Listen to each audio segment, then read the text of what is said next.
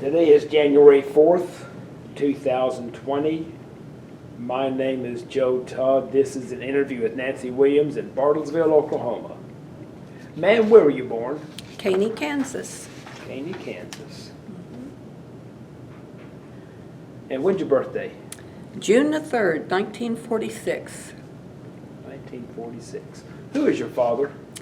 James Burton Shaw, S-H-A-W. And your mother? Edith Lloyd, and it's L-L-O-Y-D. L-L-O-Y-D, Edith. You go through school in Caney. Yes, it is. You graduated what year? 64. 1964. What type of work did your father do? He was self-employed. He was a barber. Okay. And before that, when we lived in Wichita, he and my mom both worked in the airplane companies there. Okay. All of them. Okay. What did you do for recreation in high school? I always read. I played softball. What else did I? Oh, I always worked. That was about it. I worked real hard at my grades. Were you on the high school team? Team for what? You for the softball, the high school team? We didn't have one. Oh, you didn't have a team. These were neighborhood Okay. games. It wasn't until later they had what they called the Cinderella teams, and by then I was gone. Okay. So, Who was your favorite teacher? Marion Tyler. She made algebra come alive for me, and I didn't mind geometry. Wasn't my favorite, but she made them come alive. I had a teacher by the name of Louise Franks, and if you were in her class, you came out speaking proper grammar because you was afraid not to. But I really, really enjoyed those ladies. Yes. And there were several gentlemen that were very good with the sciences, and I liked that. What did you do after high school? Well, a few days after I graduated, I left for the Navy. I was just barely 18, so that's what I did. Why'd you join the Navy? My family did not travel. We never took vacations. My folks were from the Depression, and if they had a few nickels, they kept them. And they were very content, day in and day out, to stay home. They were hard workers. They produced well, paid their taxes, but they had no inclination to go anywhere. And my brother was the same way. I was the oddball. If I saw an airplane flying over when I was hanging out clothes, I wanted to know, where have you been? Where are you going? What about the people on board? What stories could you tell me? And I always had itchy feet, and I still do. Now, when did you join the Navy? June of 64. I went in June the 4th, a day after I turned 18. Now, why'd you join the Navy over the Army, Air Force, and Marines? I guess because landlocked Kansas, I wanted to see the ocean. Okay. Where'd you go for boot camp? Bainbridge, Maryland. How'd you travel to Bainbridge? I flew for the very first time. What were you thinking getting on that airplane going to fly? I was somewhat scared, and then I thought, well, it's too late now. Fear set in when I got on that gray school bus.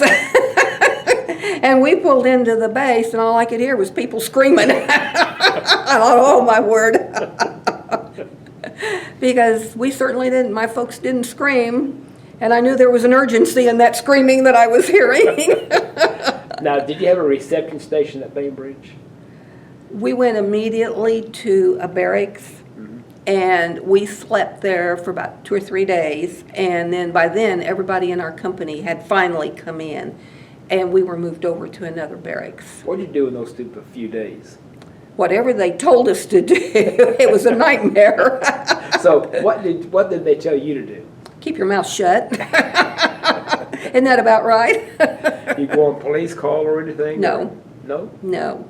No, they just herded us around, and it was a long weekend, and we were just held in a limbo. It was very boring. Okay. And we ate 3 times a day and tried to line up for them in a company that was just miserable looking.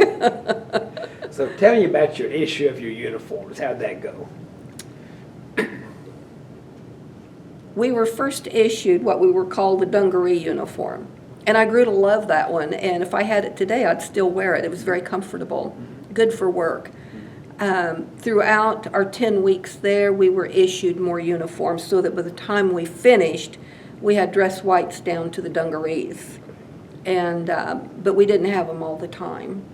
One of the funniest things I can tell you is, and you may not want to use this, we were taught, it was just beaten to our heads, never uncover your head. It was called uncovering, and I'm sure you probably had something like that too. And I'll never forget one day, we had been very busy and they'd brought us back to the barracks to change clothes. It's hot weather and we're all taking our uniforms off changing. And we looked at each other, we were standing in our skivvies and we had our hats on. That lesson was taught quite well. And I've never forgotten that one. What type of training did you have at boot camp? We had a lot. We were there for 10 weeks. One of the most interesting one was naval history, and I had never really looked into it, into the depth that they gave it to us, and it was very interesting. One of the hardest classes that I had to learn was ships, aircraft, and armament. And my instructor was a lady that had been in probably 15 to 20 years, and she was very authoritative, and she was from the Bronx. I couldn't understand a word she said. I raised my hand once to ask her to slow down, and she looked at me and she said, "Shaw, where are you from?"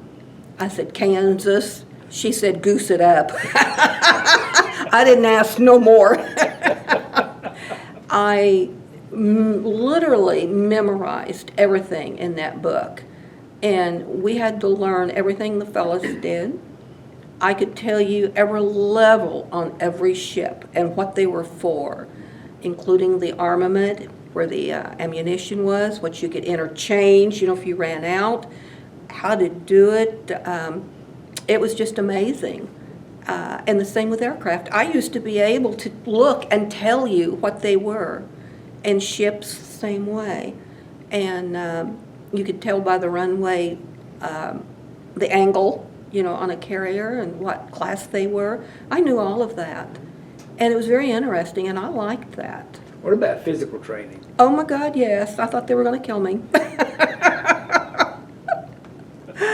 We had that several times a day. And I lost weight. I went in weighing 110, and I came out less than 100. And so it was hard to keep my uniforms on. Did you fire a weapon? Yes, we did. But by federal law, we were not allowed to carry them. Okay. What weapon did you fire? We fired handguns all the way up to different kinds of automatics. I guess if something had happened, you'd have been darn glad we were there. And we could have picked up and carried on. Did you fire just handguns only, or did you fire the rifle? We did both. The bow. Mm-hmm. Okay. What did you fire? What did we fire? I mean, did you fire marksman, expert, sharpshooter? We were not allowed to, we really couldn't qualify for those because of the federal law, but we had to know how to use them. Federal law, you couldn't qualify? That we couldn't carry them. Okay. And even if we, for some reason, were in a war area, we weren't supposed to have a weapon. It was against the law. Why? It was against the law. And see, so many of the fields in the Navy at that time, we were not allowed to go into. They were men only. Why was there a law that you couldn't carry a weapon? That we've always been told there was a federal law. Is it because you're a woman or A woman in a war zone. Mhm. We were so stymied, Joe. It was hard to pursue a real career. Things like that. We couldn't protect ourselves, but I don't know about you, but if I were in that situation, I'd have picked one up. Yes. It's die or dead, live. So and they taught us to survive. So that would have been my motto. Women could not go to the academies. Yeah. It was terrible. Everything was a seagoing job, and we couldn't be on ships. We just barely could get married, and if you became pregnant, you had to get out. Yeah, and then a few years after I got out, they changed all of that, and I think that's wonderful for those that want to pursue that. What's your most vivid memory of boot camp? Outside of graduation, we hadn't quite finished with our training, and we had a sister company, and we were brought in, and the lady that was like the commander, the captain of our training, the NRTC, Naval Recruit Training Command, she told us that because we were almost done with our training, our shot records were immaculate, our country was about to go to war again about to go to war with Cuba because Fidel had aimed the missiles back up at us. And we received some training to go to the Florida Keys to take the jobs of men so they could go to war. I spoke a ragtag Spanish then, and so I went a little further. And it was a wake-up call. You know, I knew Vietnam was going on. I knew it was very serious, but I hadn't thought about that. Yeah. And it was about a year after, no, it had to have been earlier, a couple of years before the Bay of Pigs. Okay. It was after, but you know. Yes. And I remembered all of that. And we had to almost be like on a ready alert, you know, if that moment came and they said go, we were all together. Yes. And we got sick of being together. Now, how many petty officers did you have as instructors at boot camp?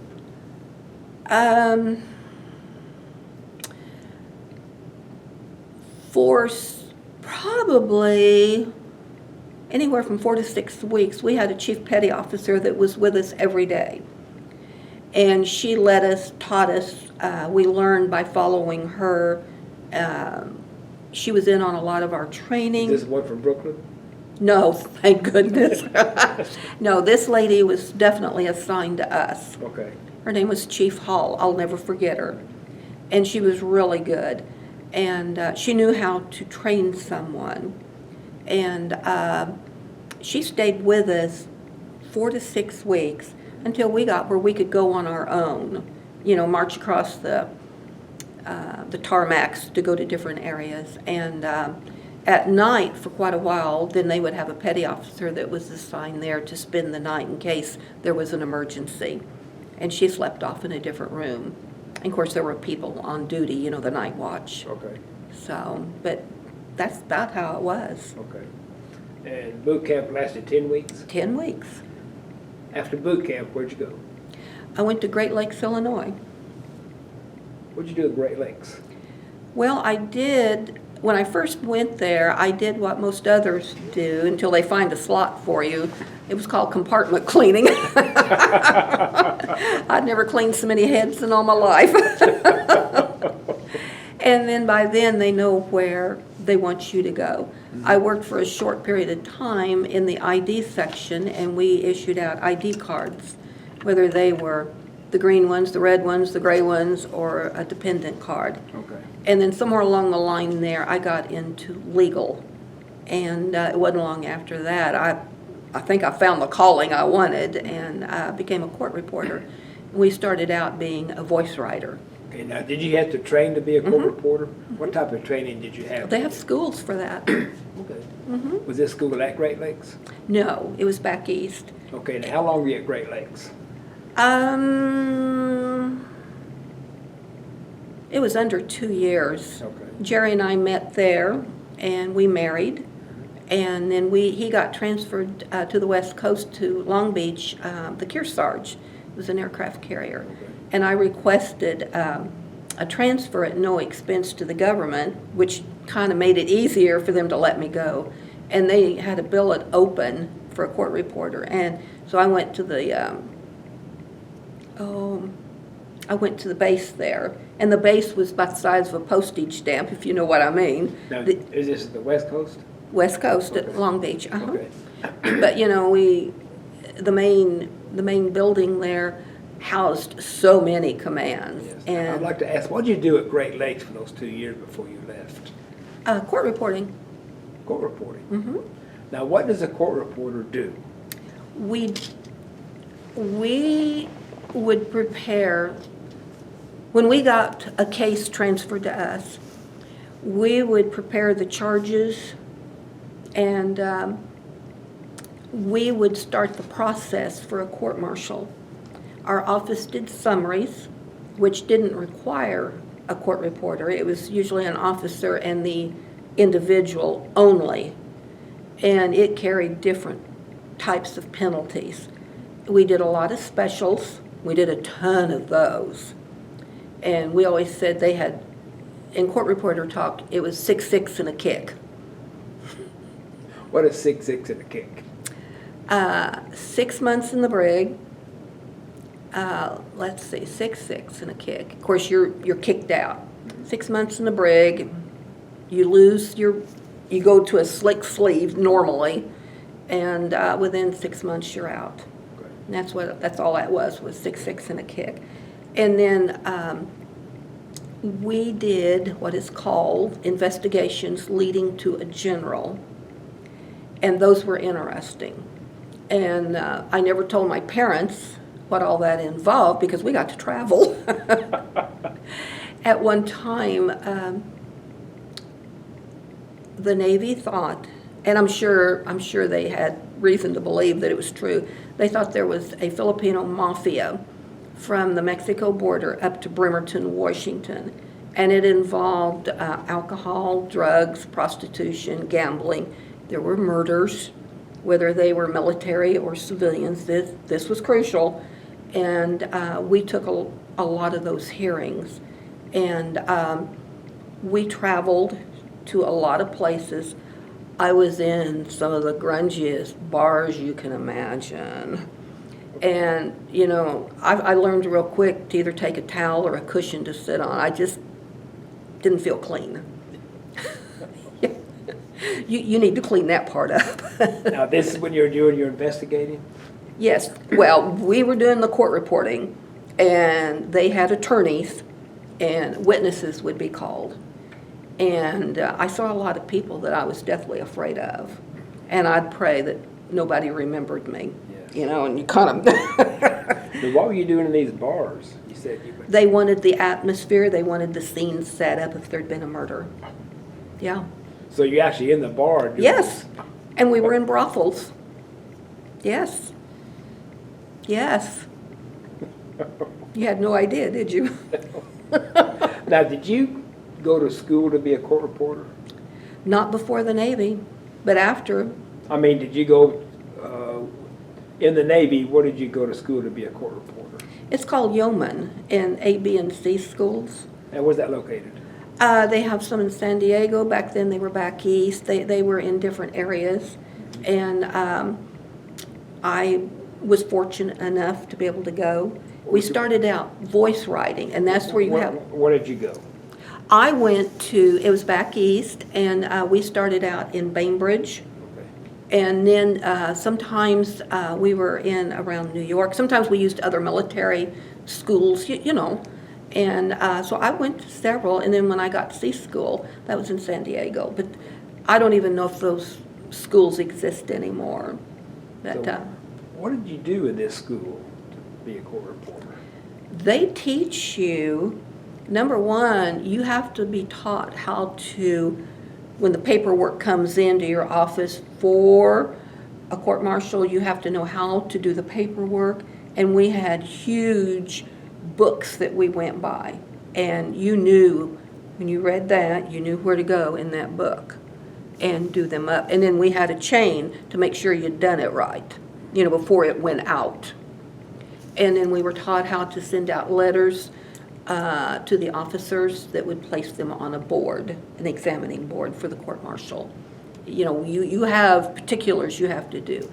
and then a date is set. We had certain days that we did court martials, and we'd start early in the morning and we'd go late into the afternoon, and then somewhere along the line, and you start looking at equipment. And we started out voice writing, and that is, you have this thing that goes, a mask that goes over your face, and you speak into it. And I've always had an ability and a knack to listen and pick up on 4 or 5, maybe 6 conversations, and I would have a term for you. If you were the defense, you're the deaf. Prosecution. Witness, wit. You know, you have verbal shorthand, and they tell you a lot of it, but through the years you develop your own. And you have to keep a record of your own shortcuts in case something happened to you and you couldn't transcribe your work, that someone else could pick it up. And you have to know how to carry on and get all of those conversations in. And if people would talk real loud and go to screaming, or if somebody in the audience was loud, you'd raise your hand and tell, quiet, I can't hear. And then everything, you could hear a pin drop, and then you'd resume. Then once it's all done, the court-martial is done, you take a break, and those officers, I think we had 5 on a special, and they would stay there, and they would determine your outcome. When they were done, we came back in, and then they would read their verdict, and it was over with. If they were found guilty, we had to transcribe that, and they could be lengthy. And we had equipment, it made a record, and then we had earphones. And where I worked, it's extremely quiet, because you can't have a lot of background noise. And you would type all of that up, make copies, and that was before we had a copy machine. So we had carbons. And we would do that. Once it's done, we were taught how to put it into an actual, what we called a file, and you could open it up. They went to the prosecution. They would read through and make sure, well, it went through our chain where we worked, and then it would go out to the prosecution.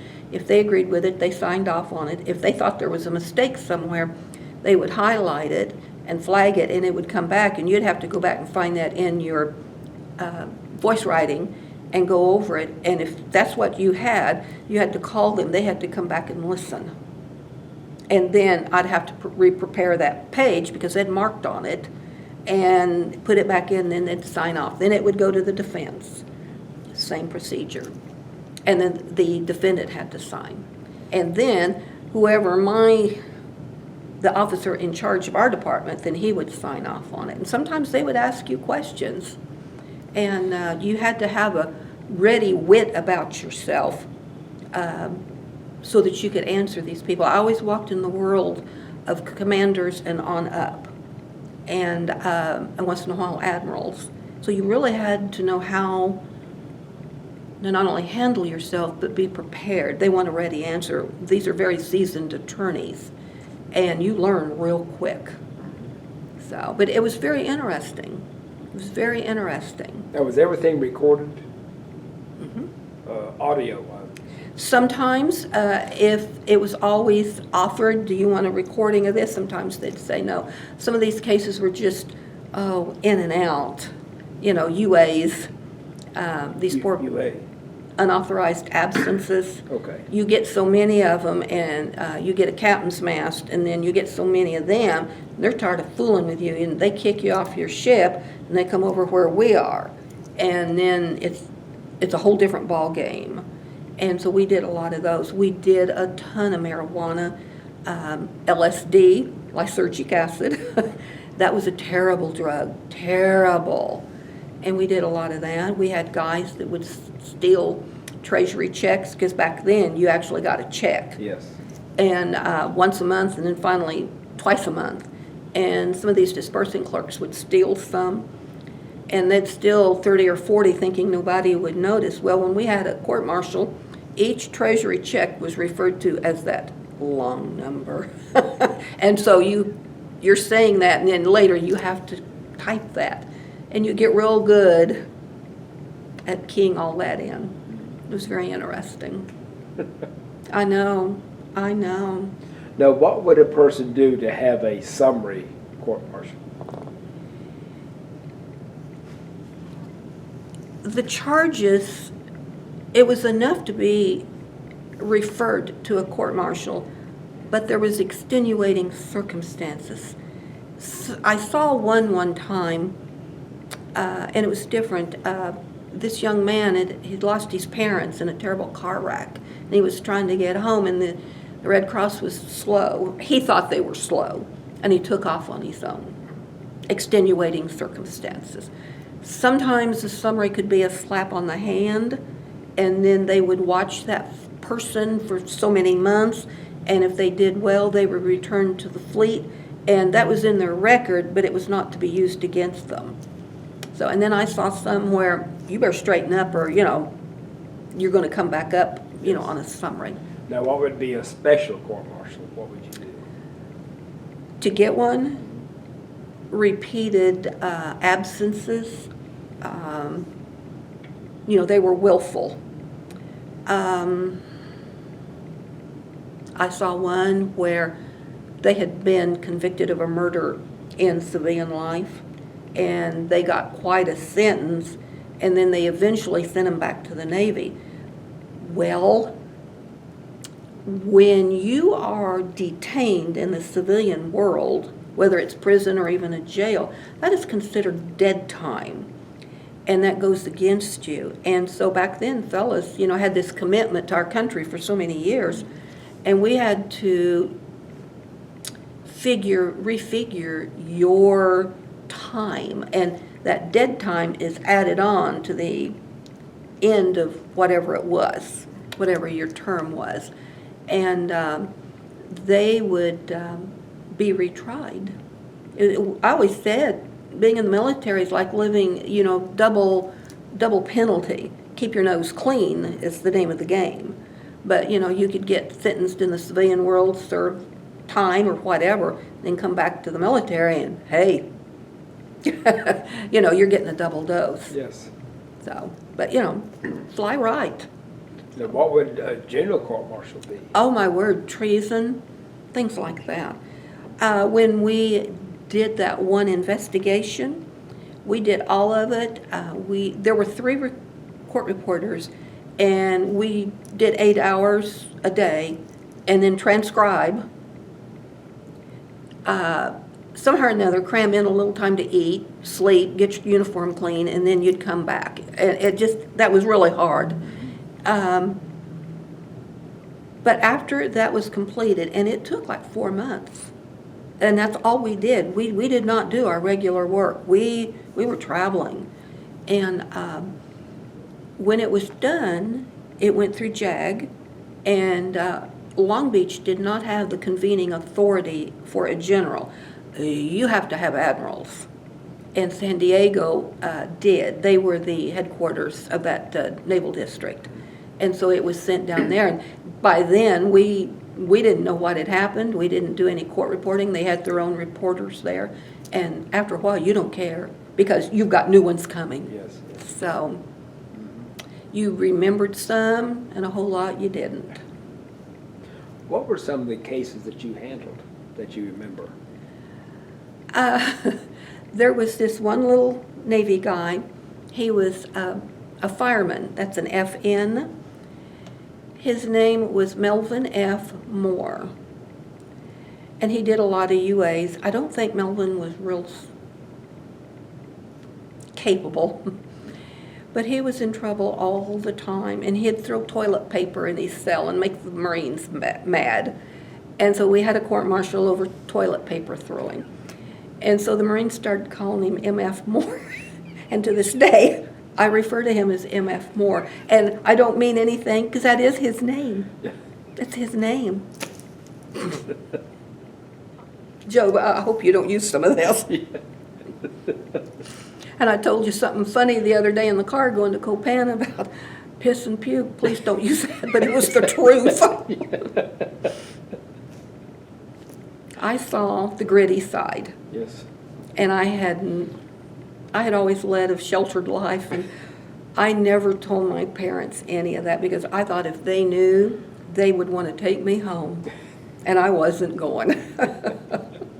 So you were in Great Lakes 2 years, and you went to the West Coast. Yes, I was out there about a year. I'd made advancement, and then my enlistment came up, and I did paperwork to re-enlist and find out where I was going to go, because I hoped I would go there or San Diego, because that ship that he was on was going to be there for about another 18 months. Well, my hopes were dashed. I was going to go to Portsmouth, New Hampshire. And I knew what them winters were back there, and I didn't want no part of them. And so I got out. I was miserable. I couldn't find work. Nobody wanted a dependent because you were there a short time to be trained, and then you were gone. And I couldn't find a job. And I went back down to the recruiter, and I said, blah, blah, blah, blah, blah. And they said, here's the paperwork. Here's a typewriter. You can do your own.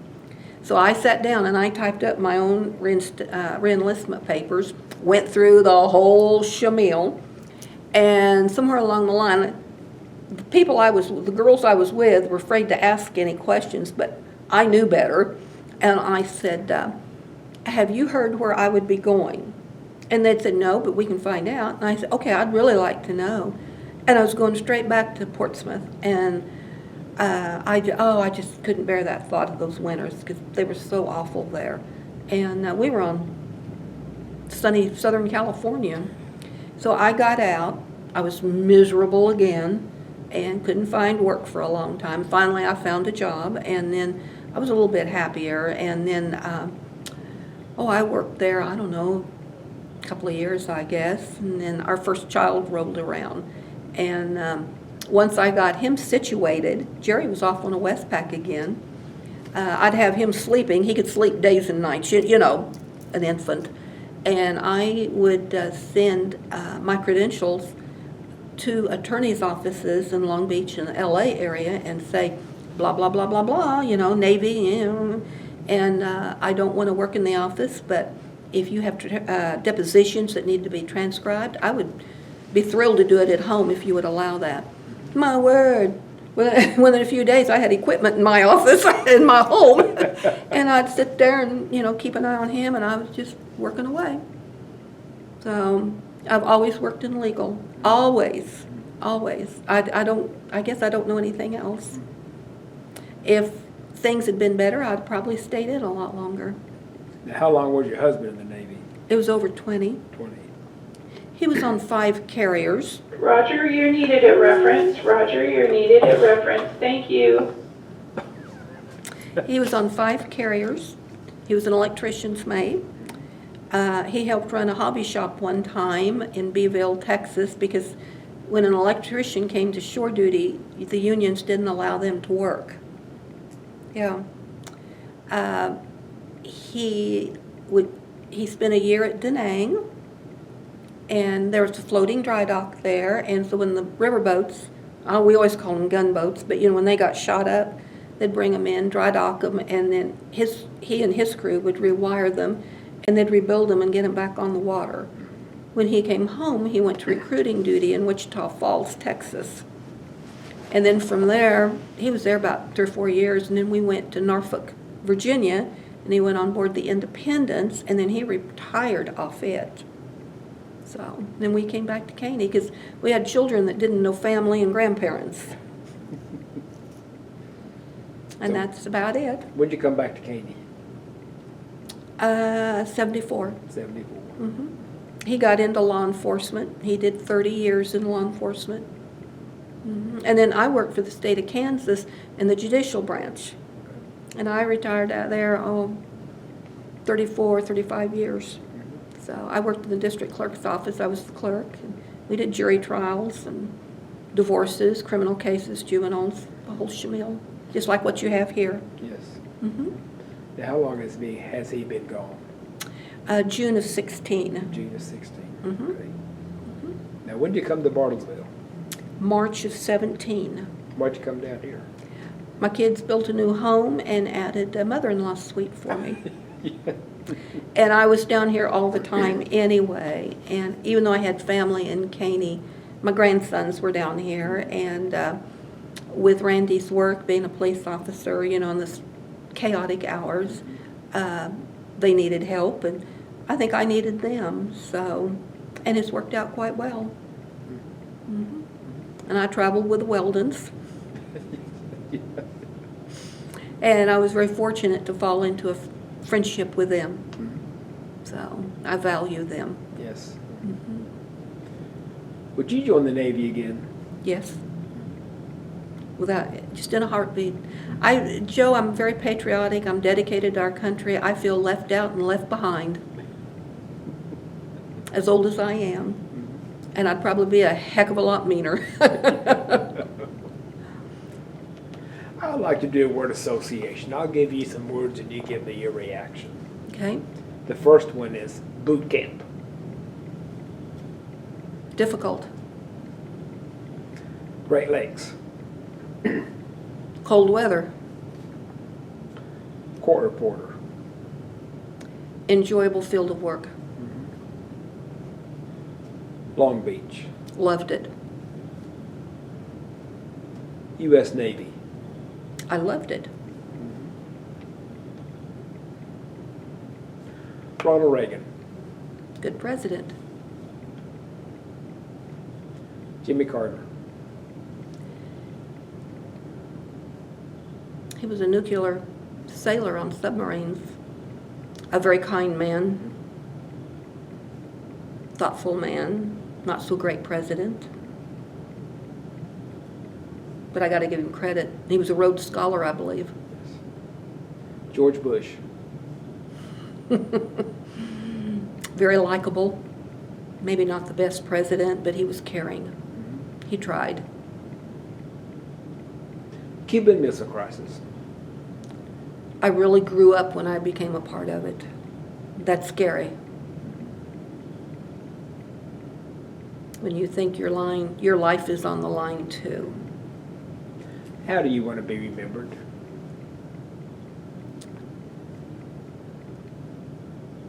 A kind, loving, loyal person to the people that I love and like, and to humanity, patriotic, a good moral person, a Christian. That's how I want to be remembered. What's your most vivid memory of your Navy career?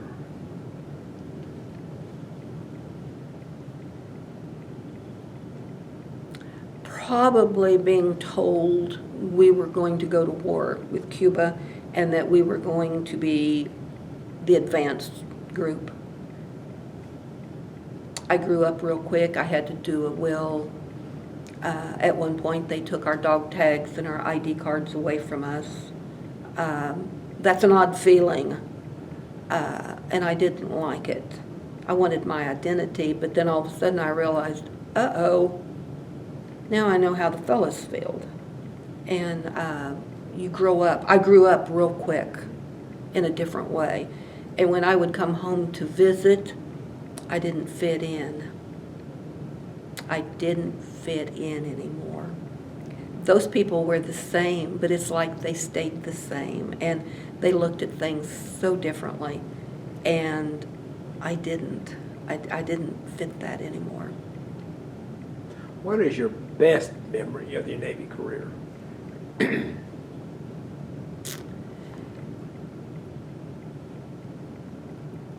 Being able to go to those schools and getting an education that I could transfer over into the civilian world. That set me up for a lifetime of employment, different fields, you know, of legal. It helped support our family. I was able to retire from that. I owe the Navy a great deal for that opportunity, and I thank them wholeheartedly for that. I think that's my most vivid thing. That's what I cherish, and to serve our country. What's your worst memory of your Navy career? I thought I was going to die one time. I was serving as duty legal yeoman watch, and that's where Shore Patrol would bring in their tank loads. I was by myself. It was late at night Where? at Long Beach. Long Beach. And ordinarily, I wasn't afraid. I'm not one to be afraid, Joe. Maybe that's part of my problem. But a ship, a destroyer, was in port, and one of their sailors, was big, hulking guy, I can still see his face, had taken LSD, and he went on a rampage on the destroyer, and he had picked up knives, and he was stabbing people. They liked and never got him subdued because that LSD gives them enormous strength. They brought him over to me with about 6 sailors manhandling him, and he was in cuffs just going berserk. They left him with me. And they wanted him, their skipper wanted him put in the brig. Well, I knew you can't put people like that in the brig. You can't do that even today when they're hopped up like that. They have to go into a hospital ward. And I told them, I said, I can't help you. They will not receive him into the brig. And these fellas created a scene about it, and I said, I'll call the OD. And I told him that they're being very nice, but they're so insistent, and I'm a woman, they don't believe me. And I handed the phone to him, and he just reiterated what I had said, and that took care of it. They left out of that room and went somewhere else to talk to someone else that was on duty, trying to side him into the brig. And they left him there, and he was cuffed here in the front. That's not good. And I was having to do up some paperwork to prove that he had been there with us, to clear us, and that we had not taken authority of, it's called, you take authority of somebody's body. And I was doing that, and they'd rearranged the furniture, and my back was to him. And all of a sudden, I thought, I'm scared. And I turned around, and we had huge staplers. These things were big. He'd picked one up and opened it, and he was coming at me to hit me with it. And I'm not a screamer, but I screamed for them to get back in there, that he was trying to hurt me. And that's when they came running in. They had really erred, and they should have never left him alone with anybody. It just wasn't because I was a woman. It was anybody. He was hell-bent to hurt people. And I had to call the OD again, and they added another charge against him. And they finally got him into a hospital that would receive him, that had a ward to help people like that. And I never saw him again. And whether they actually prosecuted him on that charge against me, I don't know. I wasn't called to testify, but it was there in the records. So I don't know. But that was, I found that scary. I never dreamed that would happen. Never thought of it. I didn't ask, when did you leave the Navy? June of '67. And for 90 days thereafter, I tried several times to get back in. Anything else you want to talk about? Any what? Anything else you want to talk about? I got to see some wonderful things when I was in Long Beach. When Jerry would be on a Westpac, I'd move into the barracks. Rent-free, utility-free, eat in the galley. Cheap.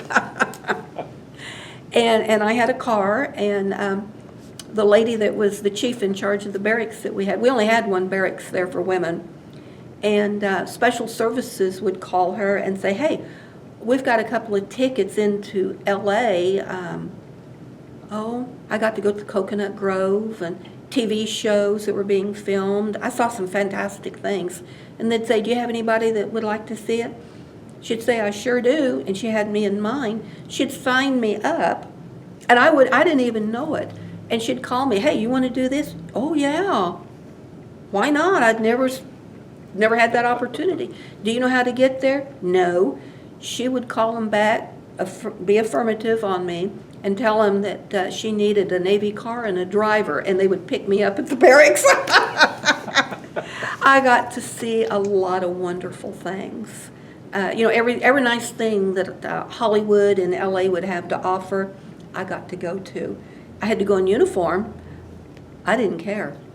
I just wanted to go and see.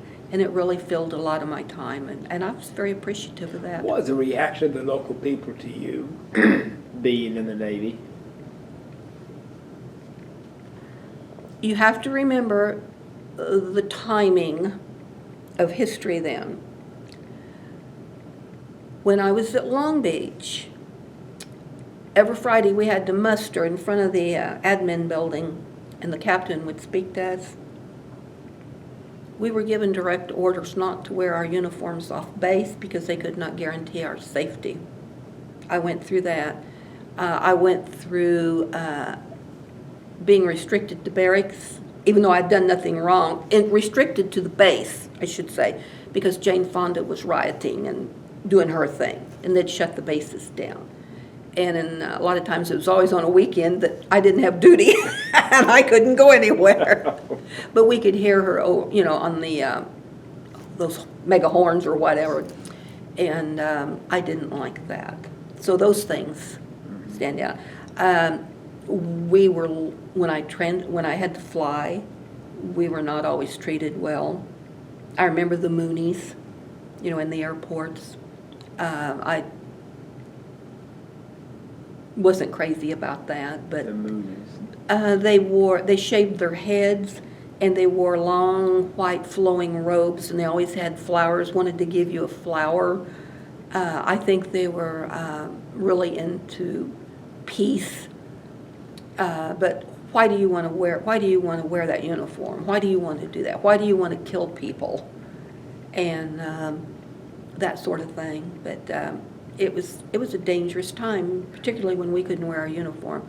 So if Jerry and I were at home living off base, we had to pack our uniforms that we would be wearing and put them in the trunk of the car. Never mind, we had big stickers on the bumpers to get us in and out the gates, And then you had to do the same thing when we left. So, and that's terrible. You can't wear your uniform of your country because of the public.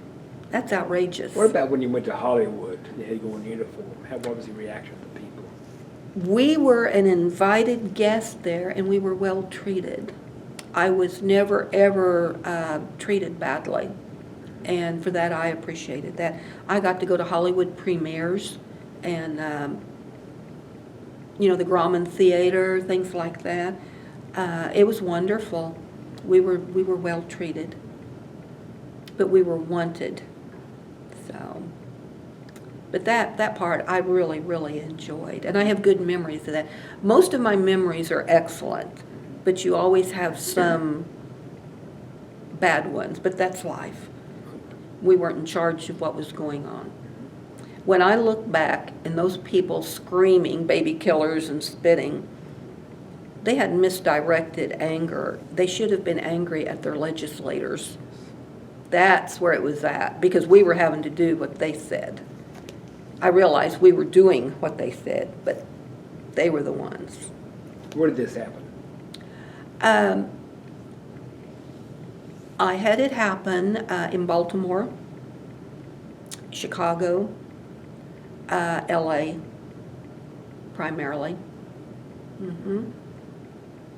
And really, if I wanted to fly home, either into Tulsa, Wichita, and sometimes I had to land in Kansas City, I never knew if I was going to make it there or not, because remember when people were hijacking planes and going to Cuba, and I'd think, oh my gosh, here I am sitting in a uniform, and that is a riveting thought in your mind.